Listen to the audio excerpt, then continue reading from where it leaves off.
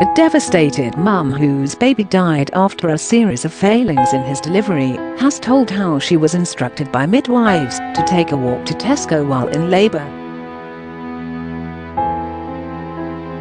Adele Thomas, 25, was turned away from Ysbyty Ystrad Fawr birth centre in Ystrad Mynach 3 times while in labour in July 2018 because it was claimed she wasn't in sufficient pain or dilated enough. When she was finally admitted, after trying for the 4th time, she described how 2 midwives at the unit argued while her baby son, Zach, remained trapped in the birth canal for 35 minutes. He was starved of oxygen, and when Adele gave birth, he needed resuscitating, reports Wales Online. Adele recalled how her son was picked up by his arms and legs and took him to a resuscitation room where, for a frantic half hour, Adele and her partner had no idea if he was alive or dead. Zach ended up being rushed to the Royal Gwent Hospital in Newport, where, despite the best attempts by medics to save him, he died 2 days later.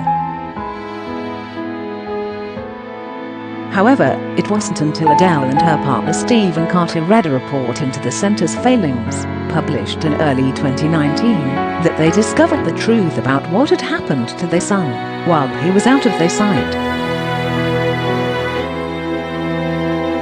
The findings compiled by Aneurin Bevan University Health Board, which manages the unit, revealed that when 2 doctors working nearby came to help, they discovered a feeling of disinterest and a lack of urgency in the unit. It also revealed that the 2 midwives failed to properly monitor Zach's heart rate, did not work together, and had rowed before stopping Zach's resuscitation early. Initially being turned away by staff was really scary for me, because I knew how far gone I was and how quick things were progressing, said Adele, from Caerphilly.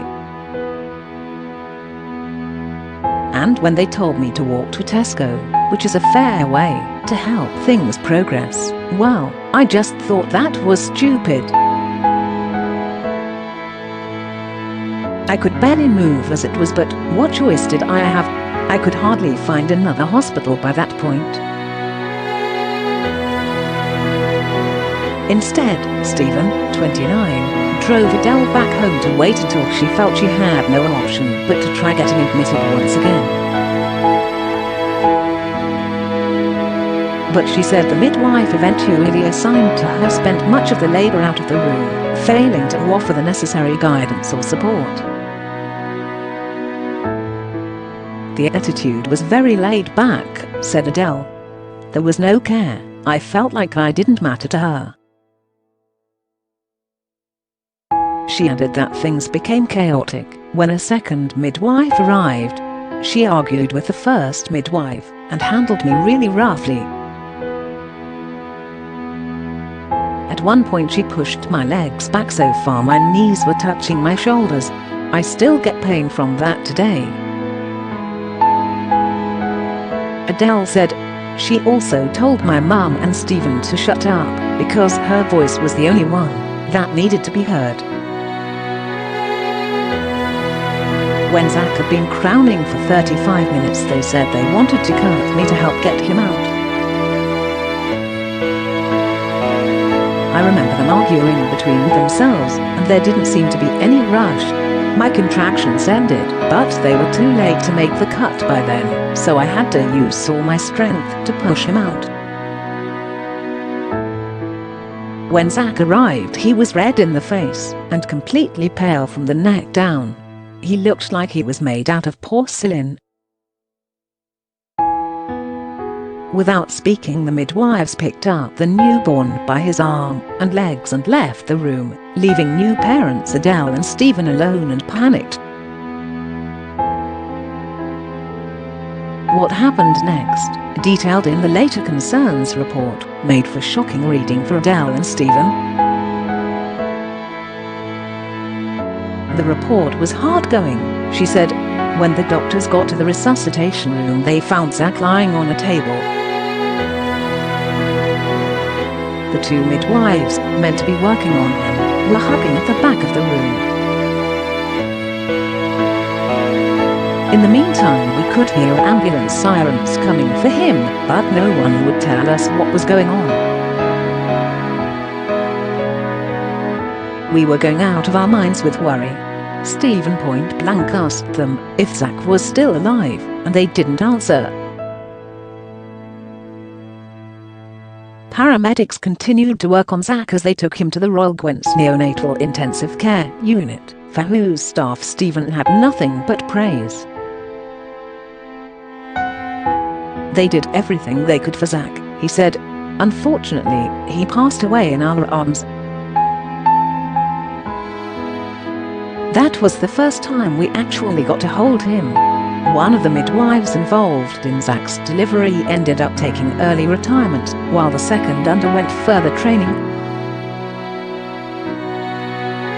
I still see one of them out and about. Bumped into her when I was shopping in Ysbyty once, said Adele. It makes it very hard to get over the pain when you look across the aisle and see the one person who reminds you of the worst moment in your life. When I spotted her, I got so angry my legs were shaking. And I know she saw me too, but she just walked away without a word. Where to get help? If this story has affected you, please reach out for help from the following organizations: the Miscarriage Association, 0192 4200 799, miscarriageassociation.org.uk supports women affected by miscarriage, ectopic and molar pregnancies. If you are worried about a loved one, you can also call the helpline, which is manned Monday to Friday, 9 a.m. 4 p.m, or email info@miscarriageassociation.org.uk. Tommy's funds research into miscarriage, stillbirth, and premature birth and provides pregnancy health information to parents. If you are pregnant and have immediate concerns, you can contact the free pregnancy line, open 9 a.m. 5 p.m, Monday to Friday, on 08000147800 or email midwife@tommys.org. Visit tommys.org. SANS 0808 164 33 32. SANS.org.uk offers free support to anyone affected by the loss of a baby through stillbirth or neonatal death. You can call the helpline or email helpline@sans.org.uk. The website also has an online forum where you can speak to people who have suffered similar experiences, and a list of support groups, so you can find the one closest to you. 0845077290 or 0207713786 if calling from a mobile. arcad.org. More than 40,000 pregnant women in the UK each year will be told their baby is at risk of a serious fetal anomaly. Antenatal Resource and Choices, ARC, supports families through antenatal screening when they are faced with the difficult decision whether to continue with the pregnancy. Their helpline is manned by trained staff from 10 a.m. 5:30 p.m, Monday to Friday.